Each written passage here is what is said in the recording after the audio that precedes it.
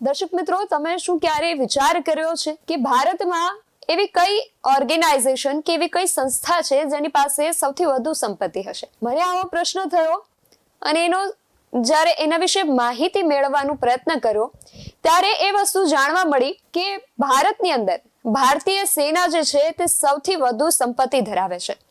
ત્યારબાદ બીજા નંબરે ભારતીય રેલવે છે અને ત્રીજા નંબરે આવે છે વક્ફ બોર્ડ. આ શબ્દ એવો શબ્દ છે જે છેલ્લા લગભગ 1 મહિનાથી પણ વધારે સમયથી ચર્ચામાં છે. આ શબ્દ એટલા માટે ચર્ચામાં છે કે વક્ફ અમેન્ડમેન્ટ બિલ 2024 આપણા સંસદમાં પસાર કરવામાં આવ્યું છે. હવે ભારતની અંદર સૌથી વધુ સંપત્તિ ધરાવતું જે ઓર્ગેનાઇઝેશન છે એમાં ત્રીજા નંબરે વક્ફ બોર્ડ આવે છે અને ભારતનું જે સંસદ છે તેની અંદર એક વક્ફ અમેન્ડમેન્ટ બિલ પસાર કરવામાં આવ્યું છે. પહેલી નજરે જોતા આ બે બાબતો ખૂબ અલગ લાગે છે અને ખૂબ જટિલ લાગે છે કે શું છે આ વક્ફ, જેને લઈને હાલ વિવાદો થઈ રહ્યા છે, ખૂબ મોટે પાયે ચર્ચાઓ થઈ રહી છે. શું છે આ વક્ફ સમજીએ આ વિડીયોમાં. નમસ્કાર, હું છું આપની સાથે નિધિ ગઢવી અને તમે જોઈ રહ્યા છો BSI TV ન્યૂઝ. બે અલગ અલગ જગ્યાએ વક્ફ શબ્દનો ઉલ્લેખ થયો છે. શું છે આ વક્ફ, પહેલા તો એ સમજવાનો પ્રયત્ન કરીએ. વક્ફ જે છે એક અરબી ભાષાનો શબ્દ છે જેનો અર્થ દાન એવો કંઈક થાય છે. મોહમ્મદ પૈગંબરના સમયમાંથી આ પ્રથા શરૂ કરવામાં આવી હતી.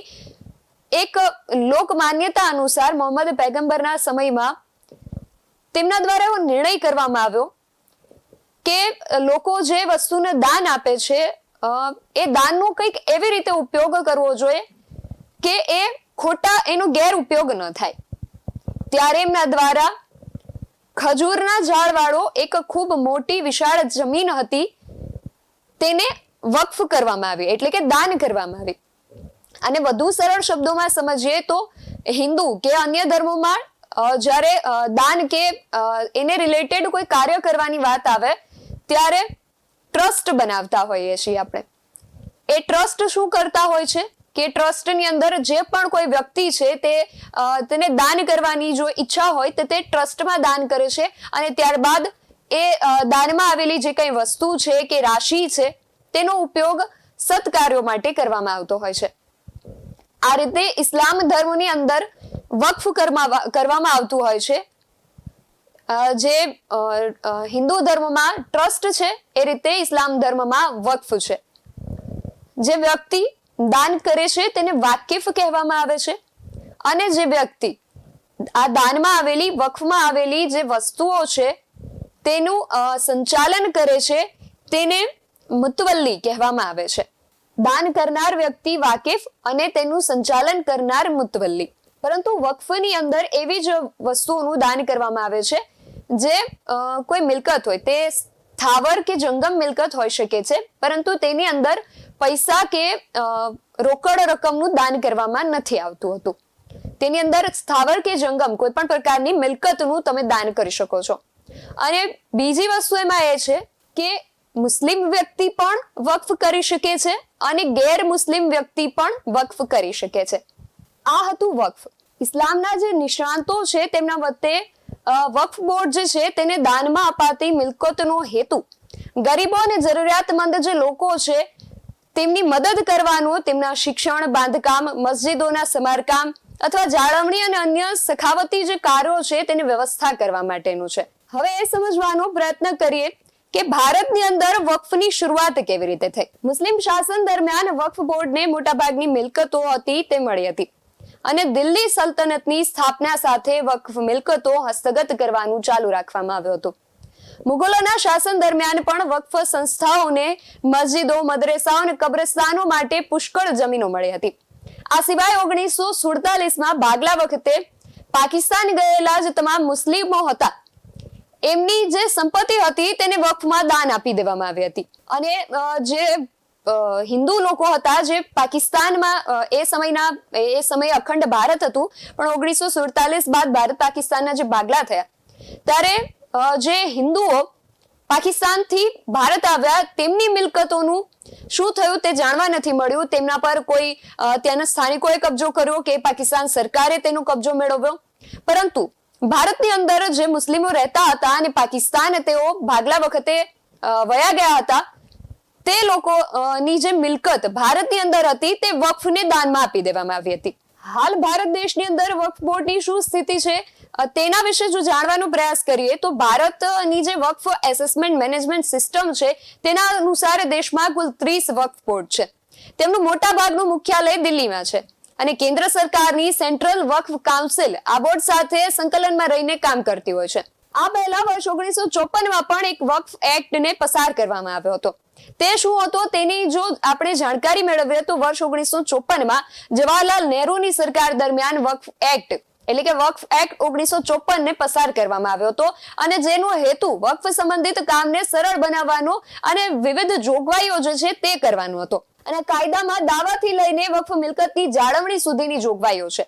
આ કાયદામાં આપવામાં આવેલી જોગવાઈઓ અનુસાર કેન્દ્રીય વક્ફ બોર્ડની રચના વર્ષ 1964માં લઘુમતી બાબતોના મંત્રાલય હેઠળ કરવામાં આવી હતી. એક રીતે તે વક્ફ બોર્ડની કામગીરીના મામલામાં કેન્દ્ર સરકારને સલાહ આપે છે. ત્યારબાદ વર્ષ 1995માં વક્ફ એક્ટમાં પણ ફેરફાર કરવામાં આવ્યા હતા અને દરેક રાજ્ય કે કેન્દ્ર શાસિત પ્રદેશમાં વક્ફ બોર્ડની રચના કરવાની પરવાનગી આપવામાં આવી હતી. 1954માં પહેલીવાર વક્ફ કાયદો સંસદમાં પસાર કરવામાં આવ્યો હતો. બાદમાં તેને રદ કરીને 1964માં સેન્ટ્રલ વક્ફ કાઉન્સિલની રચના કરવામાં આવી હતી. 1995માં સંસદમાં નવો વક્ફ કાયદો પસાર થયો અને બોર્ડને ઘણી સત્તાઓ પણ મળી હતી. અને ત્યારબાદ વર્ષ 2013માં પણ તેમાં ઘણા સુધારાઓ કરવામાં આવ્યા અને વક્ફ બોર્ડને ઘણી સ્વાયત્તતા ત્યારબાદ પણ મળી હતી. અંગ્રેજો જે હતા તેમણે આ વક્ફ કાયદાને પહેલા ગેરકાયદેસર જાહેર કર્યો હતો. વક્ફ બોર્ડની જે મિલકતો છે તે અંગેના વિવાદો અત્યારે જે થઈ રહ્યા છે તે નવા નથી. અંગ્રેજોના સમયથી આ લડાઈ ચાલી રહી છે. વક્ફ મિલકતોના કબજા અંગેનો વિવાદ બ્રિટિશ શાસન દરમિયાન એટલો વધી ગયો હતો કે તે લંડનમાં પ્રીવી કાઉન્સિલ સુધી પહોંચી ગયો હતો. ત્યારબાદ બ્રિટનમાં 4 જજોની બેન્ચે વક્ફને ગેરકાયદેસર જાહેર કરી દીધું હતું. જોકે આ નિર્ણયને બ્રિટિશ ભારતની સરકારે સ્વીકાર્યો ન હતો અને મુસ્લિમોએ વક્ફ વેલિડિટી એક્ટ 1913 લાવીને વક્ફ બોર્ડને બચાવી લીધું હતું. આ હતી વાત વક્ફ બોર્ડની. પણ હાલમાં વક્ફ બોર્ડને લઈને આટલી ચર્ચાઓ કેમ થઈ રહી છે, આટલા વિવાદો કેમ થઈ રહ્યા છે તે સમજતા પહેલા જોઈએ કે વક્ફ બોર્ડ કેટલી મિલકત ધરાવે છે. વક્ફ બોર્ડ જે છે તે જમીન મામલે રેલવે અને સેના બાદ ત્રીજા સ્થાને આવે છે, તે આપણે પહેલા જ જોયું. અને આંકડા મુજબ જો વાત કરવામાં આવે તો વક્ફ બોર્ડ પાસે લગભગ 9.4 લાખ એકર જમીન છે. વર્ષ 2009માં જમીન માત્ર 4 લાખ એકર હતી, જે થોડા વર્ષોમાં લગભગ બમણી થઈ ગઈ છે. આ જમીનોમાં મોટા ભાગે કબ્રસ્તાનો, મસ્જિદો અને મદ્રેસાઓ આવેલા છે.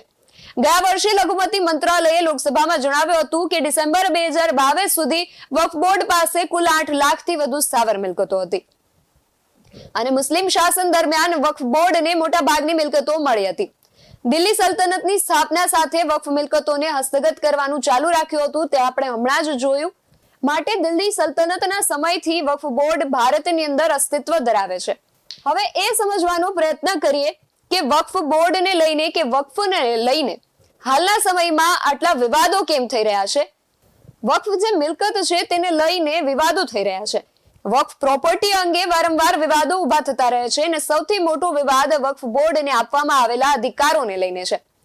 વક્ફ બોર્ડને કોઈ પણ મિલકતની તપાસ કરવાની સત્તા આપવામાં આવી છે અને જો તે મિલકત અને જો કોઈ તે મિલકતનો દાવો કરે તો તેને ઉલટાવવો મુશ્કેલ બની જાય છે. વક્ફ એક્ટની કલમ 85 જણાવે છે કે બોર્ડના નિર્ણયને સુપ્રીમ કોર્ટ કે હાઈકોર્ટમાં પડકારી શકાય નહીં.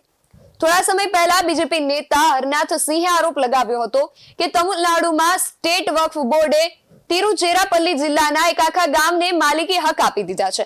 મહારાષ્ટ્રના સોલાપુર અને ઉત્તર પ્રદેશમાં પણ આવા ઘણા કિસ્સાઓ સામે આવ્યા છે, જેમાં વક્ફ બોર્ડે મોટા પાયે મિલકતો પર દાવો કર્યો હતો. જે બાદ યુપીમાં યોગી સરકારે તમામ વક્ફ મિલકતોની તપાસ કરવાના આદેશ જારી કર્યા હતા, પરંતુ સર્વેના પરિણામો જાહેર થઈ શક્યા જ ન હતા. વક્ફ બોર્ડ જ્યાં પણ કબ્રસ્તાનની વાડ કરે છે ત્યારે તેની આસપાસની જમીનને વક્ફની મિલકત જાહેર કરી દેવામાં આવે છે. કાયદો ચોક્કસપણે કહે છે કે વક્ફ ખાનગી મિલકતને પોતાની તરીકેનો દાવો નથી કરી શકતી, પરંતુ મિલકત ખાનગી છે કે નહીં તેવું નક્કી કરવું મુશ્કેલ બની જાય છે.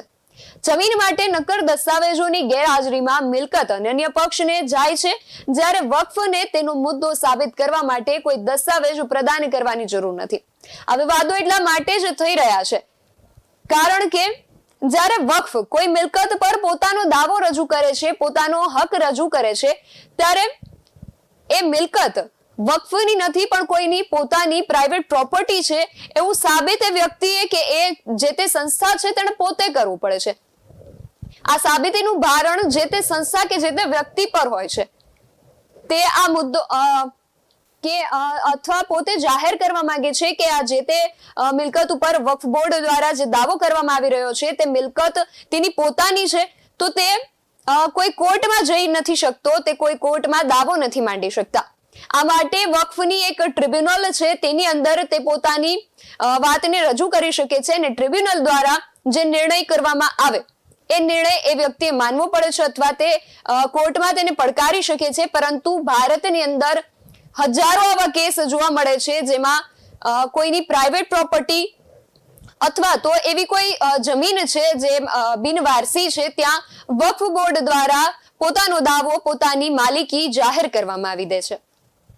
સરકાર આ વક્ફ અમેન્ડમેન્ટ બિલ 2024 લાવીને શું કરવા જઈ રહી છે તેને સમજવાનો જો પ્રયત્ન કરીએ તો કેન્દ્રની જે મોદી સરકાર છે તે વક્ફ એક્ટમાં મોટા સુધારા કરવા જઈ રહી છે. સરકારે 8મી ઓગસ્ટે લોકસભામાં વક્ફ સુધારા બિલ 2024 અને મુસ્લિમ વક્ફ બિલ 2024 રજૂ કર્યા હતા અને આ વિધેયકોનો ઉદ્દેશ્ય વક્ફ બોર્ડની કામગીરીમાં સુધારો કરવાનો અને વક્ફ મિલકતોને કાર્યક્ષમ સંચાલન સુનિશ્ચિત કરવાનો છે. લઘુમતી બાબતોના મંત્રાલયના એક નિવેદન અનુસાર આ બિલનો ઉદ્દેશ્ય વક્ફ સંપત્તિના નિયમન અને સંચાલનમાં આવતી સમસ્યાઓ છે અને પડકારો જે છે તેને દૂર કરવા માટે વક્ફ એક્ટ 1995 માં સુધારો કરવાનો છે. સરકાર આ નિયમને લાવીને કે આ કાયદામાં સુધારા લાવીને એવું કરવા માંગે છે કે વક્ફની અંદર મહિલાઓનું જે પ્રતિનિધિત્વ છે તે નહિવત જોવા મળે છે. તો આની અંદર આ જે સુધારાઓ છે લગભગ 40 થી 44 સુધારાઓને સરકાર કરવા માંગે છે. તેની અંદર તેઓ 2 મહિલાઓનું પ્રતિનિધિત્વ ઉપર પણ ભારણ મૂકે છે અને જેમાં આપણે અગાઉ જોયું એમ કે વક્ફ જે છે તેની અંદર મુસ્લિમ લોકો પણ વક્ફ કરી શકે છે અને ગેર મુસ્લિમ લોકો પણ વક્ફ કરી શકે છે. તો વક્ફનું જે બોર્ડ છે તેની અંદર પણ ગેર મુસ્લિમ લોકોનું પણ પ્રતિનિધિત્વ હોય, તેમને પણ સભ્યપદ મળે તેવું પણ સરકાર ઈચ્છી રહી છે.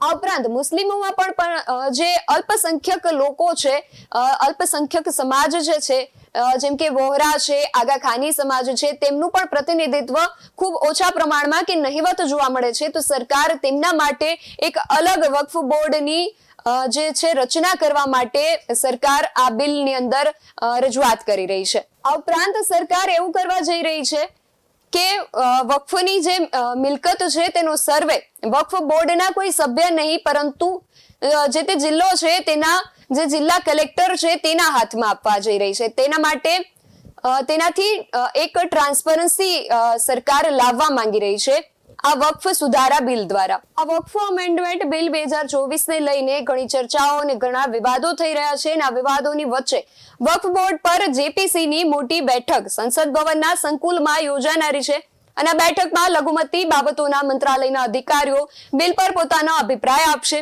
વિવિધ હિસ્સેદાર જૂથો અને નિષ્ણાંતો પછી તેમના મંતવ્યો અને ભલામણો વિશે સલાહ લેવામાં આવશે અને જે વિપક્ષી દળો છે તે બિલનો વિરોધ કરવા અને સંસદના આગામી સત્રમાં તેને સમર્થન નહીં આપવાનો સંકલ્પ લીધો છે, જેના પગલે તેને જેપીસીમાં મોકલવામાં આવ્યો હતો. સમિતિએ આગામી સત્ર પહેલા લોકસભાના અધ્યક્ષને પોતાનો રિપોર્ટ સોંપવાનો છે. માટે હવે રાહ જોવાઈ રહી છે કે સમિતિ પોતાનો રિપોર્ટ રજૂ કરે અને શું થાય છે આ સમિતિના રિપોર્ટ બાબતે અને વક્ફ અમેન્ડમેન્ટ બિલ 2024 નો શું નિર્ણય આ સમિતિ દ્વારા લેવામાં આવે છે તેની માહિતી આપણે મેળવતા રહીશું. સમિતિ આગામી લોકસભાના સત્ર પહેલા પોતાનો રિપોર્ટ રજૂ કરવાની છે અને શું નિર્ણય આવે તે હવે જોવું રહ્યું. વાત વિગતવારમાં હાલ બસ આટલું જ. આવી જ વધુ વિગતો મેળવવા માટે આપ જોતા રહો BS9 TV ન્યૂઝ. નમસ્કાર.